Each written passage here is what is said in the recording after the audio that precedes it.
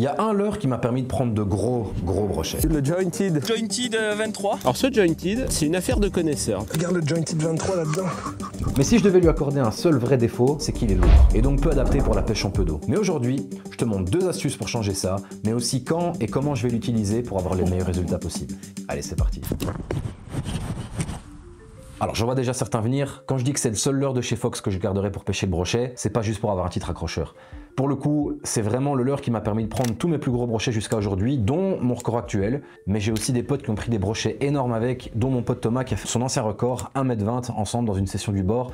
Bref, c'est un leurre dans lequel j'ai une totale confiance. Le truc par contre, c'est que dans sa version classique, quand vous voulez pêcher des eaux où il y a moins de 5 mètres, c'est difficile de faire des pauses, c'est difficile de pêcher lentement, mais aujourd'hui, à la demande générale, je vous montre comment je fais pour le transformer en mode shallow. Alors j'ai filmé la partie montage pour un reel Instagram, donc elles seront toutes au format vertical pour le coup. Alors je commence par enlever les hameçons, mais je garde le trip pour plus tard. Ensuite, j'ouvre le leurre sous le ventre avec un cutter et enlève l'armature. Après ça, je viens combler le trou en tête avec de vieux leurres souples que j'ai simplement fondu au micro-ondes. Je laisse sécher un peu et referme le leurre avec de la quick fix en laissant une fente de 2 cm ici. Une chose qui m'arrive de faire aussi, c'est de recoller l'intérieur du leurre avec de la colle forte classique, mais de venir refermer les bords avec la quick fix qui, elle, ne durcit pas sur le bord. Alors ensuite, j'ajoute un pas de vis assez long en tête du leurre et je le sécurise avec un point de colle forte. Après ça, je mets le trip sur le montage 360 de mon choix et j'ajoute le tout au pas de vis. Et pour finir, pour éviter que le leurre ne nage de travers ou qu'il se retourne en fonction des conditions de pêche, je vais ajouter un lestage, en tungstène de préférence parce qu'ils sont plus petits, de 5 à 15 grammes. Mais, et c'est le petit truc qui fait la différence, c'est que je viens ajouter un aimant dans le ventre qui va servir de premier lestage, oui, mais qui va surtout permettre à mon hameçon de rester en place. Mon pote Matt, lui, a une technique un peu plus propre que la mienne. J'ai changé de décor. Bah tiens. Effectivement, tu as bien défini ma façon de faire. C'est une façon de faire qui est très propre. En gros, après avoir coupé l'hameçon simple à l'anneau du triple, il ne fait qu'une petite incision de 3 cm derrière l'anneau d'attache du leurre. Par cette petite incision, avec une pince, en fait, tu peux extraire la totalité de l'armature. Une fois les trous de l'armature rebouchés, il vient écouler du RTV, un silicone flexible de qualité bien connu des crafters. Et une fois que j'ai coulé mon RTV, je viens tout de suite mettre ma screw à l'intérieur pour qu'elle soit fixée dans le RTV. Ensuite, il construit cette armature avec un câble et des sleeves. Donc je mets le rolling, un câble serti et une petite corde à piano pour venir piquer sous le ventre. C'est hyper propre. Moi je mets une tête plombée directement en tête et en fait on pourrait mettre une screw juste shallow, ça serait mieux je pense, comme ça on mettrait juste des plombs additionnels. Je dois bien l'avouer, l'esthétique du montage de Matt est quand même un peu plus propre que la mienne. Mais vous allez le voir, mon approche un peu moins délicate est loin d'avoir dérangé les brochets.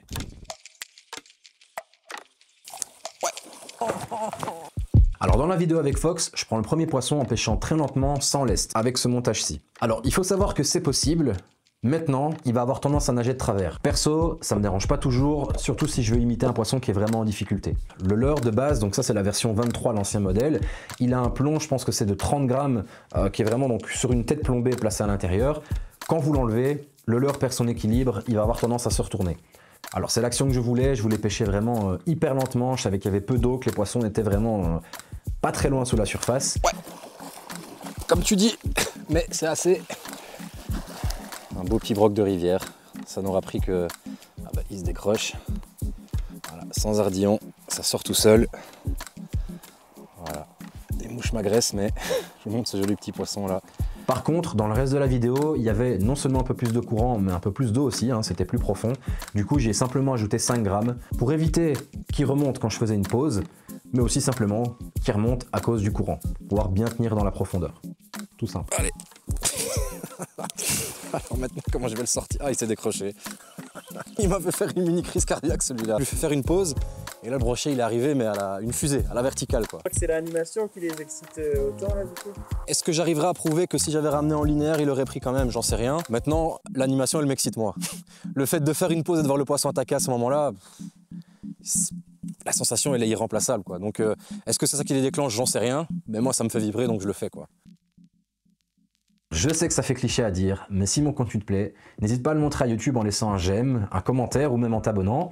Pourquoi? La raison est simple en fait, c'est parce que ça permet à l'algorithme de promouvoir mon contenu à plus de monde. Et non seulement ça, mais ça me permettrait de me rapprocher de mon rêve de vivre à 100% de mes passions pour la pêche et la vidéo. Alors je te remercie d'avance pour ton soutien.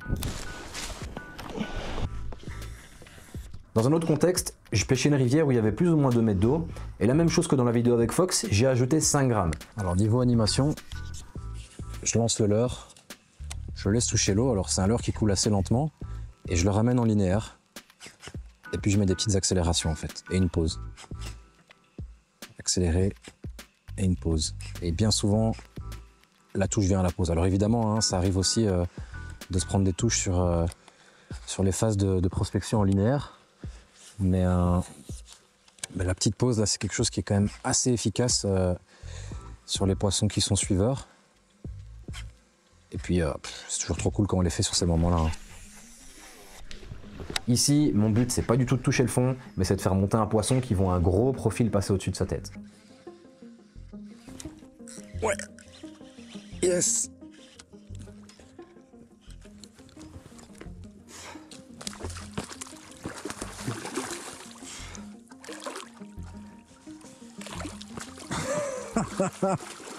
Allez, il se décroche dans l'épuisette. Touche en direct. Il aura pas fallu longtemps. Il faut que je cache mes yeux parce que sinon l'appareil fait la mise au point sur ma tête. Et voilà, un joli petit poisson. Franchement, il en fallait pas plus quoi. Alors c'est rien de monstrueux. Et puis de toute façon, on n'est pas là pour ça. Moi, je suis là pour vous montrer un peu comment j'utilise ce leurre. Et surtout pour m'amuser. Hein. C'est la première session depuis mon retour du Canada. Et voilà, le jointed avec un aimant à l'intérieur. Je suis en train de tester un peu autre chose. Alors vous voyez, je l'ai mal collé, donc il s'est un peu ouvert là sur l'avant.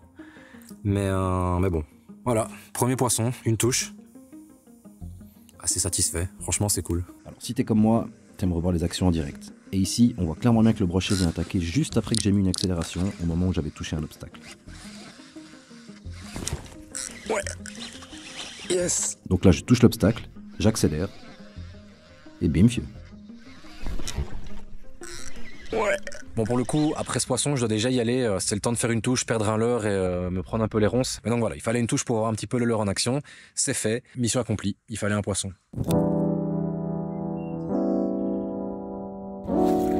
Alors, autre exemple d'une situation complètement différente, je pêchais une gravière pour la première fois, c'était un plan d'eau où il y avait 20 mètres d'eau, l'eau est claire, mais je sais que dans des conditions comme ça, les poissons vont vraiment pas avoir de problème à monter de plusieurs mètres pour venir chercher mon leurre. Alors ici à nouveau mon but, c'est pas de toucher le fond, alors je l'ai lesté en 15 grammes, ça me permettait de descendre rapidement, mais aussi de rester à une profondeur de nage correcte avec une bonne vitesse de récupération. Poisson. Il est grand, hein? Il est grand, hein? Oh. Yeah! All right, let me show you the beast. This is exactly what we came here for. Beautiful pike on the replicant, a homemade shallow version. A big fish. Well played, mate. C'était pour une vidéo qui va sortir chez Fox aussi, en anglais par contre, mais je vous invite à aller la voir, c'était vraiment un super souvenir et encore un énorme poisson sur mon leurre préféré. Alors petit retour sur l'action, je pêchais au-dessus d'une quinzaine de mètres d'eau en faisant passer mon jointed dans environ 5 mètres. Alors c'est assez subtil, mais on voit qu'il prend le leurre juste au moment où je recommence à animer au moulinet. Poisson. Je remets l'action encore une fois. Par contre, j'ai senti que c'était très lourd dès le ferrage, et pour le coup, ce brochet hyper grain à 1,5 m avait bien gamé mon jointed. Bref, une action de fou. Ouais, voilà, tranquille. Par contre, j'avais mal positionné ma GoPro, donc on voit pas trop l'action, mais l'émotion est là. Oh. Yes! Selon moi, le jointed shallow, c'est une astuce hyper efficace qui peut vraiment faire la différence dans les zones peu profondes ou sur les poissons difficiles. Il y a deux écoles. Il y a ceux qui veulent que ça pêche et qui se contentent d'un leurre modifié de façon artisanale et à l'arrache. Et puis t'as ceux qui veulent des produits collés, léchés, où on ne voit même pas la coupure par exemple. Bon bah, pas besoin de mentionner de quelle école chacun d'entre nous fait partie quoi. Alors, moi je suis toujours pour le fait de m'améliorer. Si tu trouves un meilleur moyen que Matt ou moi pour faire ce montage, n'hésite pas à me l'envoyer sur Instagram. Peut-être qu'un jour, qui sait, Fox le sortira comme ça. D'ici là, je te dis à bientôt pour la prochaine. Ciao!